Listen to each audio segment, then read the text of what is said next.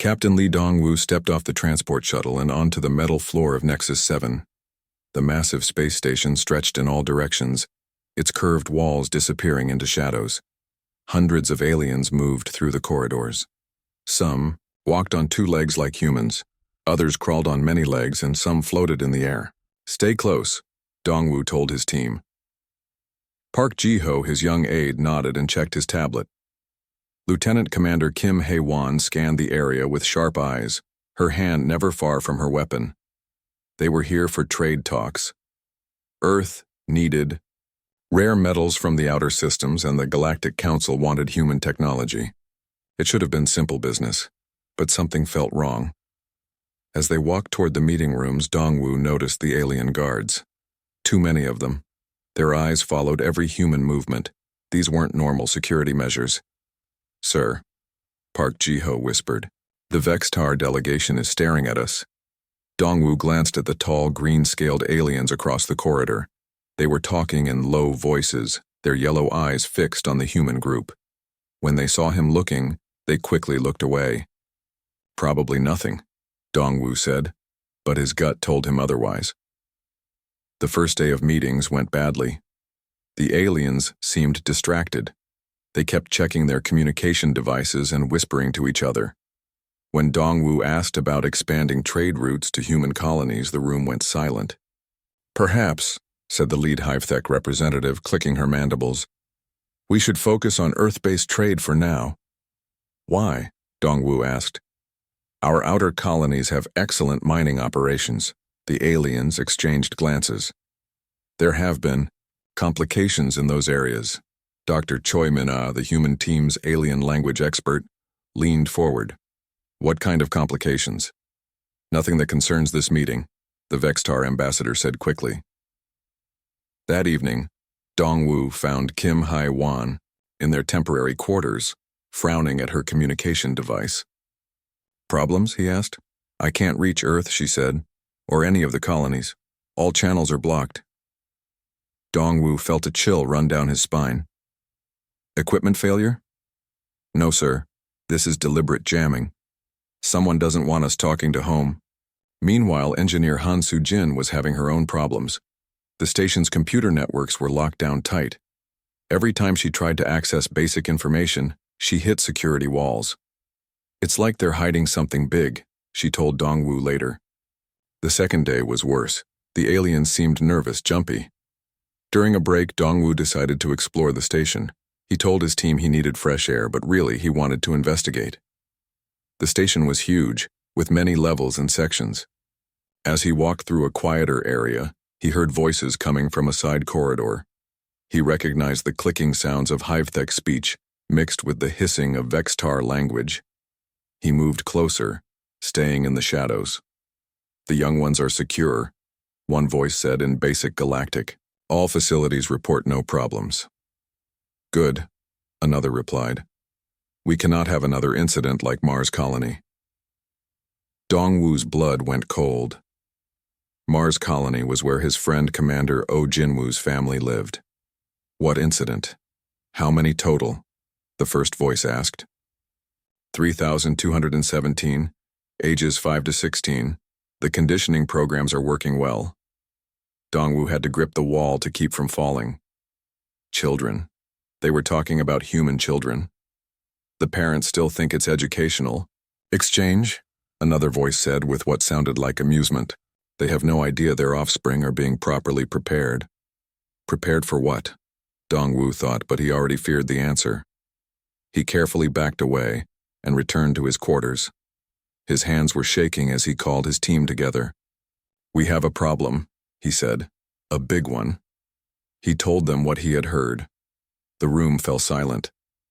"My niece," Park Ji-ho whispered. "She's on Europa Colony. She was supposed to start some special school program last month." Kim Hae-won stood up, her face hard. "My sister's kids are on Titan. They said it was an honor to be selected. Dr. Choi Min-ah was already working on her computer. If they have our children, this isn't about trade. This is something much worse." That night, Dongwu couldn't sleep. He kept thinking about the alien voices, the casual way they discussed human children like objects. He had to know more. Using skills from his military days, he slipped out of his quarters and made his way to the restricted sections of the station. The aliens had good security, but they didn't understand human determination. He found what he was looking for in a forgotten maintenance corridor. A computer terminal, old and mostly ignored. Using techniques Han Soo-jin had taught him, he accessed the station's files. What he found made him sick. Operation Cradle Guard, a secret Galactic Council project. The goal: remove human children from their families and condition them to be less aggressive, less curious, less human. The files contained location after location, 12 different worlds, thousands of human children stolen under false pretenses. But why? He kept reading and found his answer in a classified council report. Human expansion threatens galactic stability. Adult humans cannot be controlled or reasoned with. However, their young can be modified. By removing natural human traits like aggression and exploration drive, we can create a more manageable human population. They wanted to break humanity by breaking human children. Dongwoo copied the files onto a data chip and made his way back to his quarters. His team was waiting for him, unable to sleep. "I found them," he said, his voice barely controlled. "Our children, all of them." He showed them the files. The room erupted in anger and grief. "We have to contact Earth," Kim Hae-won said. "We can't. Communications are still blocked." "Then we find another way," Han Soo-jin said. "There's always another way." As dawn came to Nexus 7, the human delegation prepared for the most important day of their lives. They weren't just diplomats anymore. They were parents, uncles, aunts, and siblings who had just learned that their most precious treasures had been stolen. The aliens thought they understood humans. They were about to learn how wrong they were. Captain Lee Dong-woo looked at his team. "Good people, angry people, dangerous people. Tomorrow," he said, "we make them pay." Dr. Choi Minna worked through the night, her fingers flying over her computer keyboard. The alien files that Captain Dong-woo had found were coded in multiple languages. Some parts were in Vextar script, others in Hive-Thek symbols. But she was the best language expert in the human fleet, and she was angry. "Got another section," she announced to the team gathered around her. The words on her screen made everyone's stomach turn. Facility Delta 7 on Kepler 442b houses 847 human subjects between ages 6 and 14. She read aloud. Daily conditioning includes memory suppression therapy and aggression reduction protocols. Park Ji-ho slammed his fist on the table.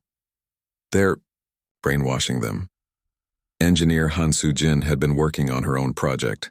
While Minna decoded files, she had been breaking into the station's communication systems. Finally, she found a way around the jamming. "I've got partial access," she said. "But I can only send short bursts before they detect me." Captain Dong-woo nodded. "Send a coded message to Admiral Kang Bo-ram. Tell her Operation Cradle Guard is confirmed. She'll know what that means." As Han Soo-jin worked, Minna continued reading the horrible files. Each new document was worse than the last. "Listen to this," she said, her voice shaking. "From the Vextar medical officer. The human children show remarkable resistance to standard conditioning.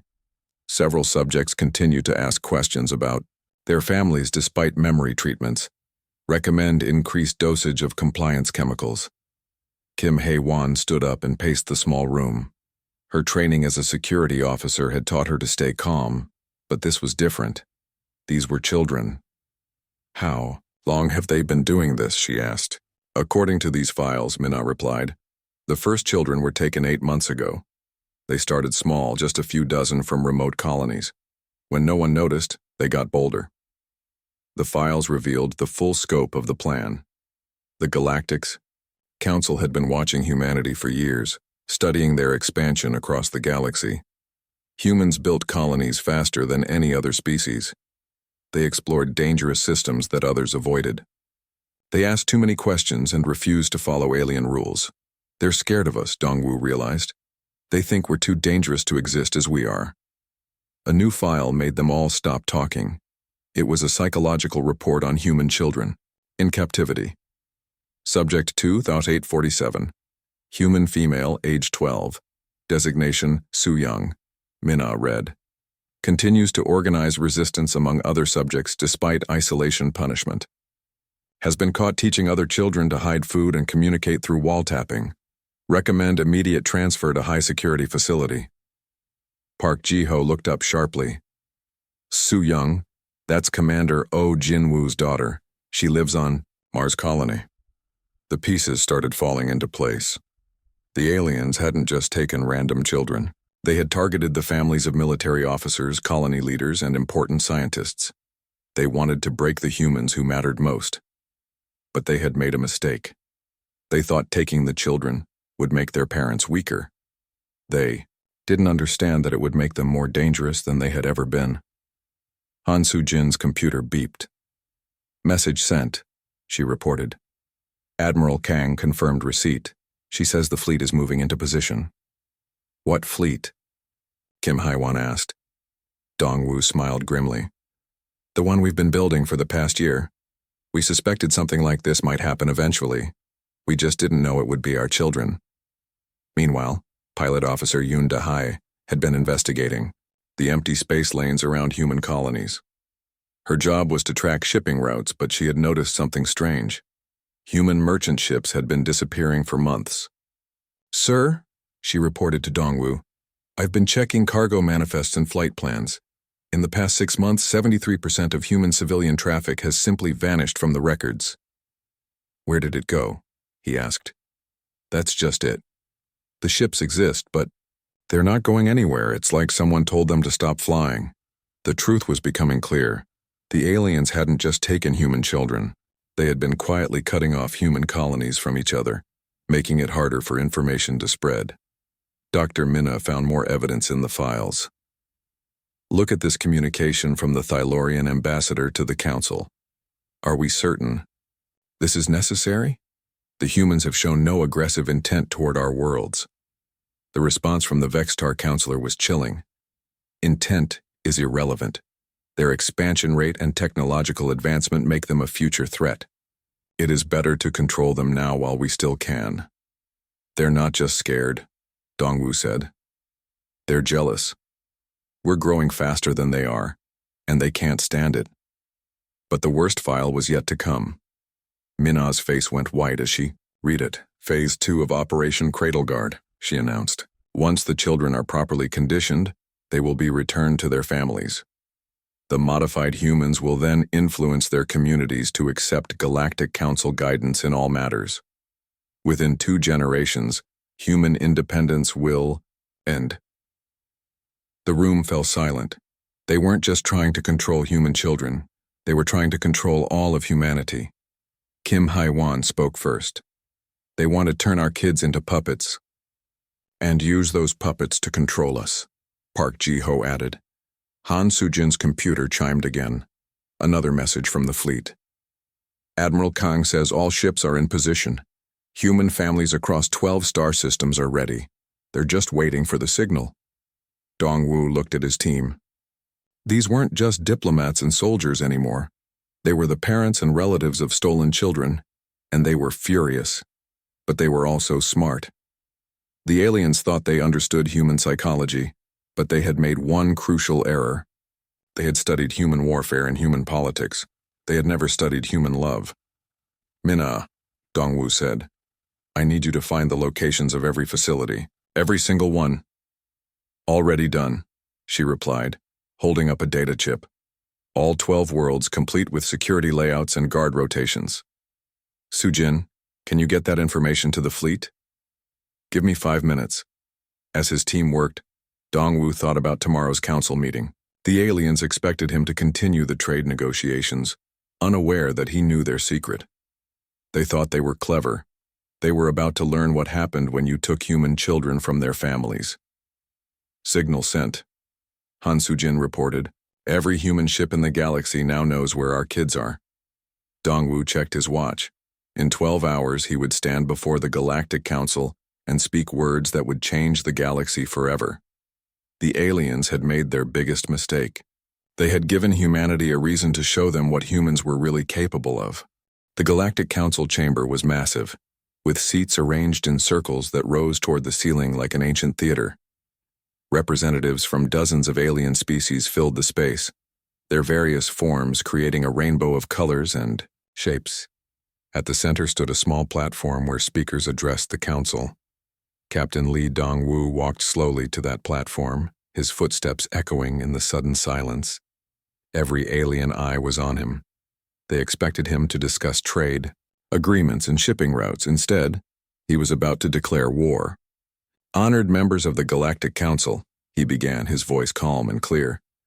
I stand before you today not as a trade negotiator, but as a representative of every human parent in the galaxy. Confused murmurs rippled through the chamber.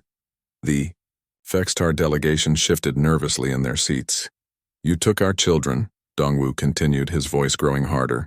You stole them from their families with lies about education and cultural exchange. You imprisoned them on 12 different worlds. You have been trying to break their minds and souls. The chamber erupted in shocked voices. Some aliens seemed genuinely surprised, but others looked guilty. They knew exactly what he was talking about. The lead Hive-Thek representative stood up, her mandibles clicking rapidly. These are wild accusations without proof. Proof? Dong-woo held up a data chip. I have all your files. Operation Cradle Guard. Every facility location. Every child's name. Every sick detail of what you've been doing to them. He pressed a button on his communicator. Suddenly, the chamber's main screens lit up with images and documents from the alien files. Pictures of human children in gray prison uniforms. Medical reports about conditioning treatments. Maps showing facility locations. Several alien delegates gasped. Others tried to leave, but found their exits blocked by security. Not alien security, human security that had somehow appeared without anyone noticing. 3,217 children, Dong-woo said, his voice now full of cold fury. The youngest is 5 years old. Her name is Kim Min-ji, and she was taken from her grandmother's home on Europa while her parents were away, on a mining mission. He began walking around the platform as he spoke, his eyes meeting those of every alien leader. You studied us for years before you did this. You learned about human warfare, human technology, human politics. But you never learned the most important thing about humans. The Vextar counselor tried to interrupt. This discussion is not appropriate for... Silence, Dong-woo roared, and the entire chamber fell quiet. You will listen to every word, because your lives depend on understanding what comes next. Park Ji-ho, watching from the observer section, had never seen his captain like this. Dong-woo wasn't just angry. He was the voice of every parent who had ever lost a child. You never learned, Dong-woo continued, that humans will forgive almost anything. We will make peace with enemies. We will share our worlds with strangers. We will help those who have hurt us. He stopped walking and faced the main council table. But you do not touch our children. Ever. At that moment, Admiral Kang Boram's voice came through the chamber's communication system. She was broadcasting from her flagship, somewhere in space. Captain Dong-woo, this is Admiral Kang. Phase 1 is complete. All human fleets are in position, above the 12 target worlds. We have visual confirmation of the facilities. The aliens began to panic. Some tried to access their own communication systems, only to find them jammed. Others demanded to know how human ships had gotten so close. Without being detected, you want to know how? Dong-woo asked. Because while you were congratulating yourselves on your clever plan, we were preparing for exactly this situation. Every human ship in space received new orders 6 hours ago. Every human family with a missing child was told where to find them. On the screens around the chamber, new images appeared. Human warships emerging from stealth positions above alien worlds. Thousands of ships, from massive battle cruisers to small family vessels. All of them had one mission: bring the children home. Commander. Oh, Jin-woo's voice crackled over the communications. He was leading the assault on Kepler 442b, where his own daughter was imprisoned. Facility Delta 7, this is the human rescue fleet. You are surrounded. Release all human children immediately, and you will not be harmed. Refuse, and we will take them by force. The alien facility commander's terrified response was broadcast throughout the council chamber. We We were following council orders. The children are safe. Please don't attack. Safe? Oh Jinwoo's voice was deadly quiet. You drugged them. You tried to erase their memories. You locked them in cages like animals. Your definition of safe is about to be corrected.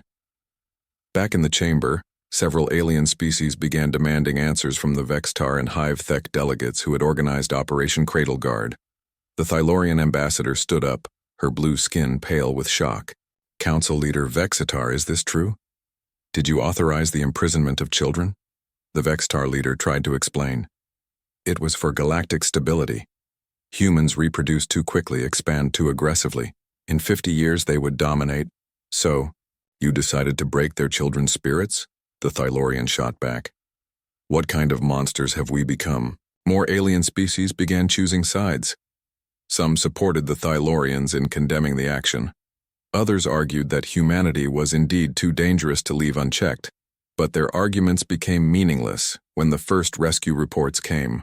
In Facility Alpha 3 secured, reported Captain Yoon Dahai from the Centauri system. 237 children recovered. They're scared but alive. Medical teams are checking them now. Facility Beta 9 surrendered without a fight, came another report. 312 children heading home to their families. One by one, the reports came in. The human fleets weren't just rescuing their children.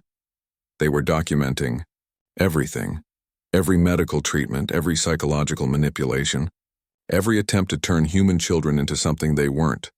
Dr. Choi Mina, still working in their quarters on Nexus 7, was analyzing the data as it came in. What she found made her weep. The children had resisted. Despite drugs and isolation and psychological pressure, they had found ways to stay human. They had created secret communication networks. They had protected younger children. They had never stopped asking when they could go home. Captain, she reported over the communicator, the children. They never broke. Whatever the aliens did to them, it didn't work. They're still our kids. In the council chamber, Dongwu smiled for the first time in days. You failed, he told the alien leaders. You had our children for 8 months. You used every method you could think of to change them. And they're still human, they're still strong, they're still ours. The final report came from Commander Oh Jinwoo himself. All facilities secured. All children accounted for. Not a single human child was harmed during the rescue. The aliens. They gave up the moment they saw us coming. Dongwu looked around the chamber at the frightened alien faces. You made one mistake, he said quietly. You thought taking our children would make us weak. Instead, you gave every human in the galaxy the same enemy. You united us in a way we've never been united before. He started walking toward the exit, then stopped and looked back. The children are coming home, but this is just the beginning. The rescue operation was swift, but the aftermath would last for generations. Human ships surrounded every facility, and what they found inside made even hardened soldiers cry. Dr. Nam Kyung-ho, a military psychologist, was among the first to examine the children on Kepler 442b. He had prepared for the worst, but seeing it with his own eyes was different. They tried to make them forget their own names, he reported to Commander Oh Jinwoo. Some of the younger ones don't remember their parents' faces, but they remember that they had parents who loved them. Oh Jinwoo found his daughter, Su Young, in the facility's maximum security wing.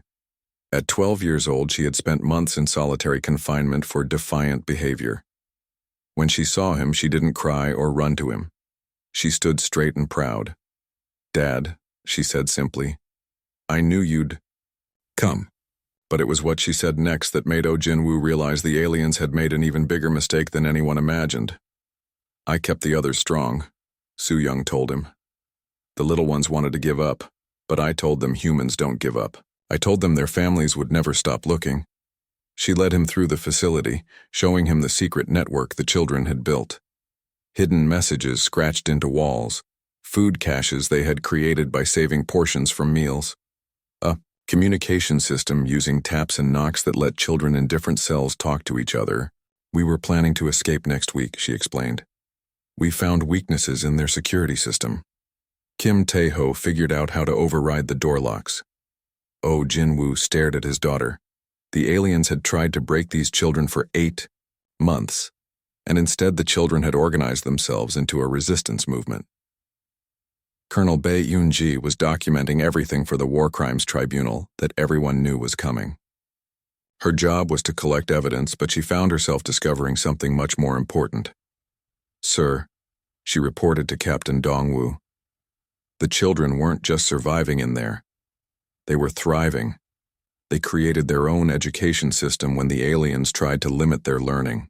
They formed family groups to take care of the younger ones. They even had their own government." The evidence was overwhelming. In facility after facility, human children had done something the aliens never expected. They had remained completely, stubbornly human. On Titan Base, 8-year-old Lee Min-ho had taught himself to read alien script by watching the guards. He had been translating conversations and passing information to older children. On Europa Station, 10-year-old Park So-ra had organized the other children to hide their real personalities from their captors while secretly keeping detailed records of everything they experienced.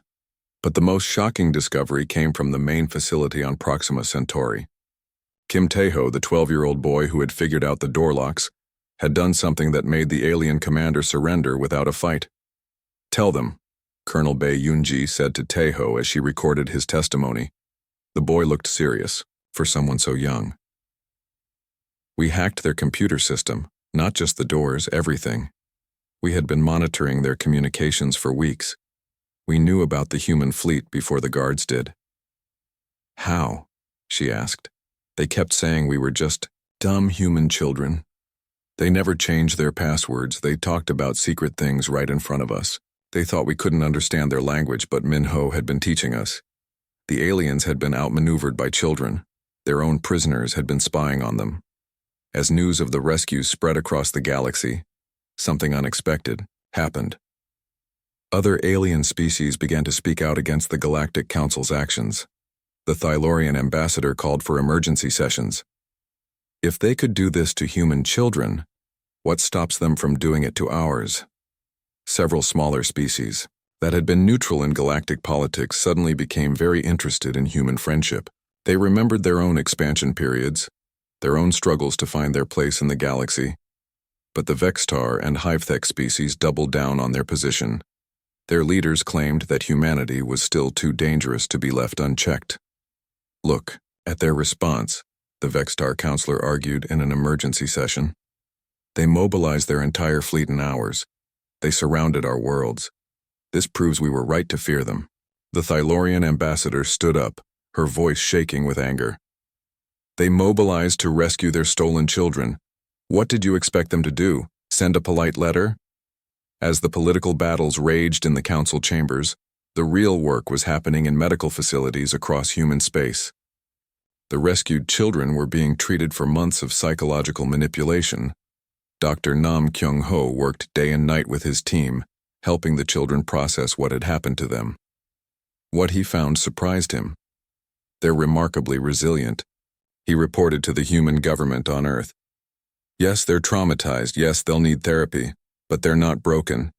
If anything, many of them are stronger than when they were taken. The children had supported each other through the worst experience of their young lives. They had formed bonds that would last forever. They had learned that they could survive anything as long as they stuck together. But they had also learned something else.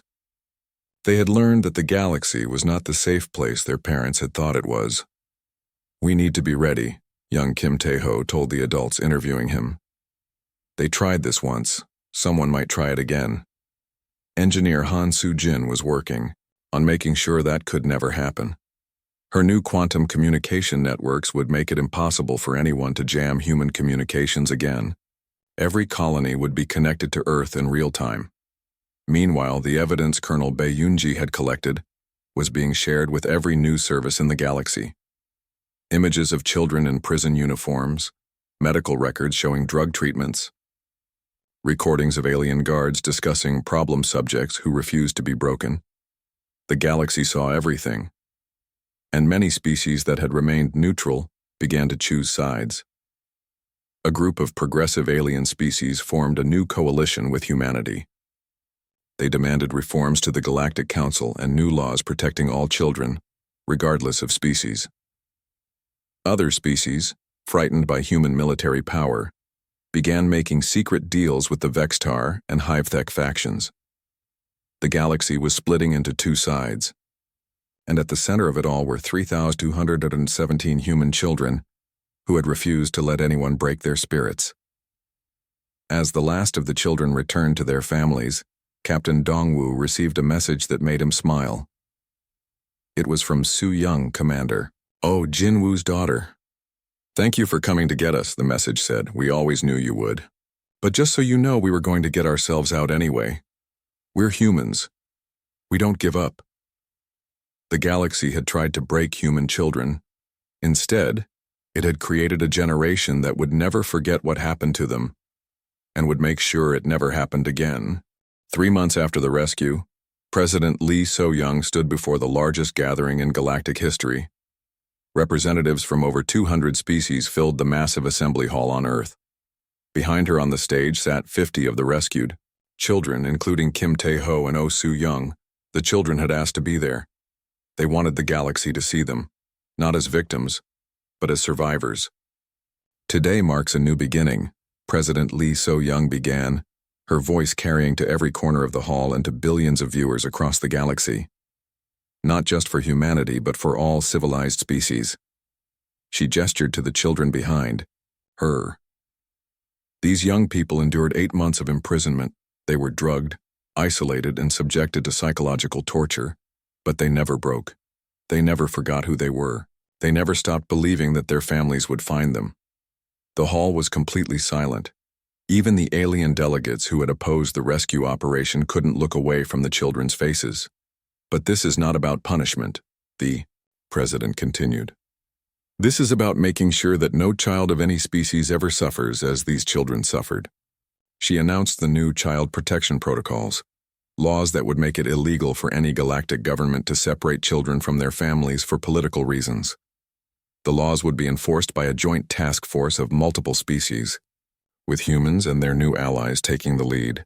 The response was immediate. The Thylorian ambassador stood and announced her species' full support. Within minutes, 43 other species had joined them. But the Vextar and HFY delegations walked out of the assembly, along with 12 species that had supported Operation Cradle Guard. The galaxy was now officially split into two factions. Admiral Kang Bo-ram, recently promoted to head of Human Defense Forces, was prepared for this. Her fleets were positioned throughout human space, ready to defend against any retaliation. But the retaliation came from an unexpected direction. Dr. Choi Min-ah, now working as Earth's chief alien cultural advisor, intercepted communications between the hostile species. They weren't planning a military attack. They were planning something much worse, a complete economic blockade of human space. "They're going to cut us off from all trade routes," she reported to the emergency council meeting. "No alien ships will enter human space. No human ships will be allowed to land on their worlds. They think they can starve us into submission." President Lee So-young looked around the room at her advisors. Captain Dongwu, now promoted to admiral, smiled grimly. "They still don't understand us," he said. "They think we need them more than they need us." He was right. The economic blockade lasted exactly 2 weeks. The problem was that humanity had spent centuries learning to be self-sufficient. Every human colony was designed to survive on its own if necessary. More importantly, the 43 species that had joined humanity's coalition included some of the galaxy's most important trading partners. Engineer Han Soo-jin's new communication networks allowed human colonies to coordinate their resources instantly. What one colony lacked, another could provide. The quantum communication system also made it possible for human traders to work directly with their new alien allies, bypassing the hostile species entirely. Within a month, the blockading species were the ones suffering economically. Several of their colonies began running short of the rare minerals that only human miners were brave enough to extract from dangerous asteroid fields. But the real victory came from an unexpected source: the children themselves. Young Kim Tae-ho, now 13 years old, had continued his education in computer systems. Working with a team of other rescued children, He had created something remarkable. A galaxy-wide network for sharing information and resources between friendly species. We call it the Unity Web, he explained to Admiral Dongwu during a visit to his school. Any species can join if they promise to protect children and share resources fairly. It's like the old galactic networks, but better. The Unity Web spread across the galaxy faster than anyone had imagined. Species that had been neutral in the conflict began joining, attracted by the promise of fair trade and mutual protection. The Vextar and Hyvathek species found themselves increasingly isolated. Some of their own colony worlds began requesting permission to join the Unity Web independently. A year after the rescue, the old Galactic Council was defunct. In its place stood the Galactic Unity Assembly, with its headquarters on Earth. The first law passed by the new assembly was the Universal Child Protection Act, proposed by Su Young-oh and seconded by representatives from 47 species. But the changes went deeper than politics and economics. The galaxy itself was different now. Human children who had been rescued from the facilities grew up with a unique perspective. They had experienced the worst that intelligent beings could do to each other, but they had also seen the best. They had seen their families risk everything to save them. They had seen alien species stand up for what was right. Many of them chose careers in diplomacy, working to build bridges between species. Others became scientists, developing new technologies that could be shared freely across the Unity Web. Some became teachers, making sure that future generations would learn from what had happened. Kim Tai-ho, now 16, was accepted into the new Galactic Academy on Earth. His entrance essay was simple. I want to make sure that no child ever has to go through what we went through. But I also want to make sure that if they do, they know that they're strong enough to survive it. The memorial garden that the rescued children had planted grew into something beautiful. Each tree represented not just survival, but hope. Families from across the galaxy came to visit, to see the place where humanity had proven that love was stronger than fear. President Lee So-young often walked through the garden in the evenings. Sometimes she met other visitors there, Thylorian parents with their children, Centaurian families learning about human culture, even some former enemies who had realized their mistake. But her favorite visitors were the rescued children themselves, now teenagers and young adults. They came to remember but also to celebrate. They had been through hell, but they had come out stronger. On the 5th anniversary of the rescue, Admiral Dongwu gave a speech at the memorial garden. He was older now, grayer, but his eyes still burned with the same intensity they had shown. In the Galactic Council chamber, 5 years ago, he said, they tried to break our children. They thought they could make them weak, compliant, easy to control. They were wrong. He looked out at the crowd. Thousands of humans and aliens gathered together, their own children playing safely in the gardens. Our children didn't break. They bent, yes. They suffered, yes. But they didn't break. And in staying strong, they taught all of us what real strength looks like. In the audience, Kim Tai-ho smiled. He was preparing to graduate from the Galactic Academy, where he had been elected student body president by representatives from 37 different species. His campaign slogan had been simple: unity through understanding. Su Young-oh was there too, now a lieutenant in the Human Space Service, while she had chosen a career in colony protection, making sure that what happened to her would never happen to anyone else. The galaxy had changed. It was no longer divided between the strong and the weak, the advanced and the primitive. It was divided between those who protected the innocent and those who preyed on them. And thanks to a group of human children who had refused to be broken, the protectors were winning. As the sun set over the memorial garden, families from a dozen different worlds walked among the trees together. Their children laughed and played, safe in the knowledge that they were watched over by people who understood the most important truth in the galaxy. Children are not weapons to be wielded or problems to be solved. They are the future, and the future is worth protecting at any cost. The galaxy had learned that lesson the hard way. It would never forget it again.